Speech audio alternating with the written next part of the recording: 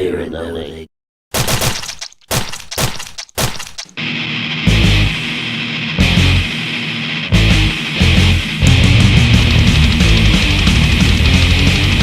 Welcome to BnL's Chug, a spit take of last week's beer news that may or may not have pissed you off.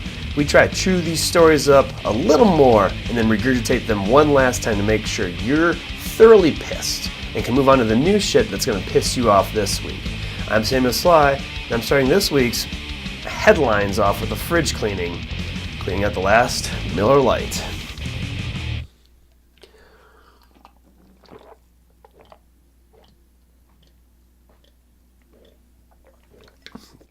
Oh, isn't that just a foamy delight to get started with? Really get that triple hops brewed now. The Brewers Association just raised just shy of $3.5 million fake dollars to make a fake offer to buy AB InBev. The awareness campaign apparently needed more awareness. Now, we are aware that the awareness is needed, but we just hope that the campaign doesn't become self-aware and turn on the human race. Just be aware of that possibility. Maybe we need an awareness campaign? Meanwhile, in acquisition news, Molson Coors is making moves, and Colorado breweries are feeling the bug, the purchase bug.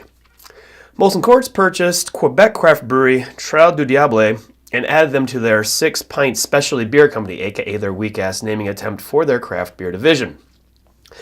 The usual narrative of things won't change permeated the official announcement.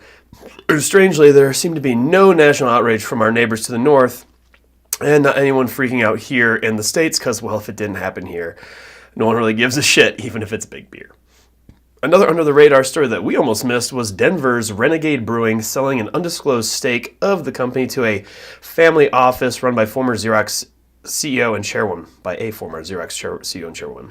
Now, our first question was, what's the difference between a family office and a venture capital firm? And our minuscule amount of research indicates it's taking money from one family's giant swimming pool of cash versus a group's collective giant swimming pool of cash. So take that into consideration for independence.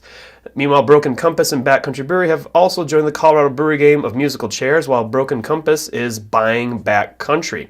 They joined Strange Craft and Wits End as the initial mini conglomerates in the Colorado beer scene. And again, the vocalness of some craft-on-craft spending sprees has been fairly quiet. Is a massive rage dam being built in wait for the next big acquisition? Only time will tell. Meanwhile, let's cut to the field where we have our man Chris investigating the REI Pray for Snow event. Chris. Remote chug for the Pray for Snow event!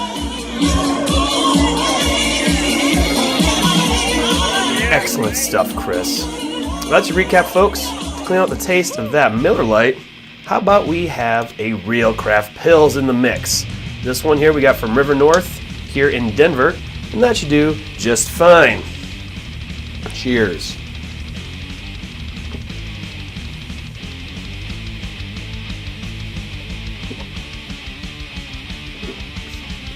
Ooh, much better. Come back next week to find out what pissed you off this week. Just a little one. If you thought that was all right, why don't you give us a subscribe on the old YouTube channel here. It's Tune In, Get Drunk. We do weekly chugs, we do other video stuff, and it's usually stupid, probably entertaining, things that you wouldn't want your mom to see.